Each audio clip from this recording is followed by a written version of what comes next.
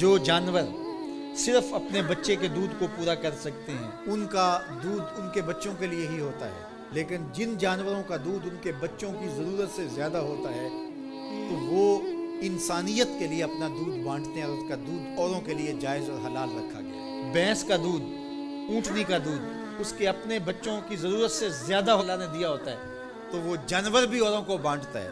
تو انسان کو اللہ نے اگر اس کی ضرورت سے زیادہ دیا تو وہ اگر نہ بانٹے تو وہ جانوروں سے بھی برا ہے، اس کو خیر بانٹنی چاہیے۔ طبیعت کے اندر بخل نہیں ہونا چاہیے، طبیعت کے اندر فیاضی، سخاوت ہونی چاہیے۔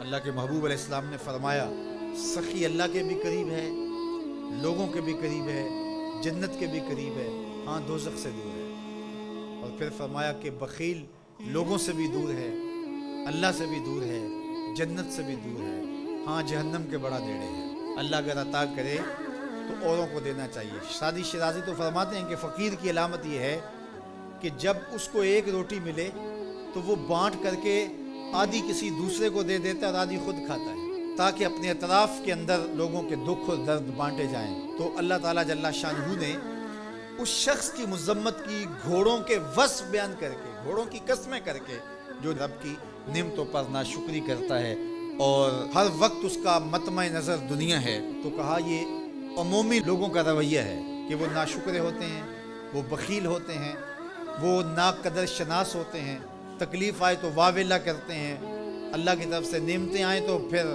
سانپ بن کے بیٹھ جاتے ہیں نعمتوں کے اوپر۔ یہ جو قنوت کا مزاج رکھنے والے لوگ ہیں، اللہ نے فرمایا کہ باہر سے کوئی دلیلیں لانے کی ضرورت نہیں، وَإِنَّهُ عَلَىٰ ذَلِكَ لَشَهِيدٌ۔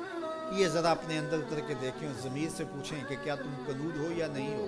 تو جو قنوت ہو ضمیر بول کے کہے گا تم قنوت ہو۔ ذرا اپنے اندر اتر کر کے میں اور آپ دیکھیں کہیں ہم قنوت کے زمرے میں تو نہیں آتے۔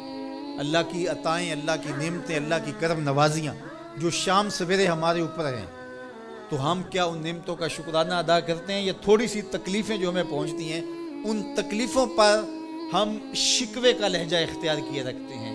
وَإِنَّهُ لِحُبِّ الْخَيْرِ لَشَدِيدٌ، اور وہ خیر کی محبت میں بہت سخت ہے۔ یا خیر سے مراد مفسرین نے کہا المال، یعنی وہ مال کی محبت اس کے اندر کوٹ کوٹ کے بھری ہوئی ہے، ہر وقت مال کی طلب، مال کی خواہش، جتنا بھی مال اس کے پاس ہو جائے پھر بھی وہ سیراب نہیں ہوتا ہے۔ سعدی شیرازی فرماتے ہیں کہ پیٹ بھر جاتا ہے، آنکھیں نہیں بھرتی۔ حل من مزید کے نعرے ہر وقت لگاتا رہتا ہے کہ اور آ جائے، اور آ جائے، اور آ جائے۔ دولت کا پیار اس کے اندر کوٹ کوٹ کے بھرا ہے۔ انسان بوڑھا ہوتا جاتا ہے لیکن دو چیزیں اس کی جوان رہتی ہیں، ایک مال کی محبت اور ایک جینے کی تمنا۔ بوڑھا بھی ہو جائے تو یہ دو چیزیں اس کی بوڑھی نہیں ہوتی۔ اور دوسرا فرمایا کہ ابن آدم کے پاس مال کی ایک وادی ہو، وادی کہتے ہیں پہاڑوں کے درمیان جو نیچے جگہ ہوتی ہے، وہ ساری سونے سے بھری ہوئی ہو، اگر کسی کو دے دی جائے تو وہ آرزو کرے گا کاش کہ ایک وادی اس جیسی اور ہو، پھر بھی اس کا پیٹ نہ بھرے، اس کی آنکھ نہ بھرے۔ اس لیے انسان مال کی محبت میں بہت سخت ہے۔ فرمایا ابن آدم کہتا ہے مالی مالی مالی، میرا مال میرا مال۔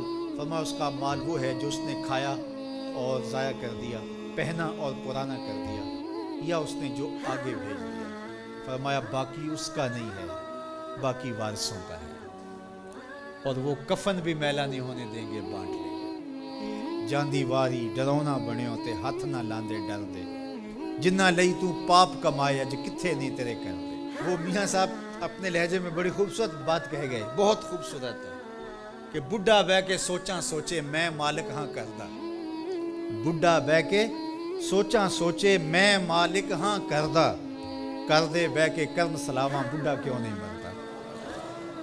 تو اپنی زندگی آگے بھیجو۔ حضور تشریف لائے گھر میں، سیدہ عائشہ رضی اللہ تعالیٰ عنہ موجود تھی تو ایک بکری ذبح کی گئی تھی، تو فرمایا کچھ ہے کھانے کے لیے؟ کہا حضور سب بانٹ دیا ہے، ایک دستی باقی بچی ہے۔ حضور نے فرمایا جو بانٹ دیا ہے وہی باقی بچا ہے، جو بانٹ دیا ہے وہی باقی بچا ہے۔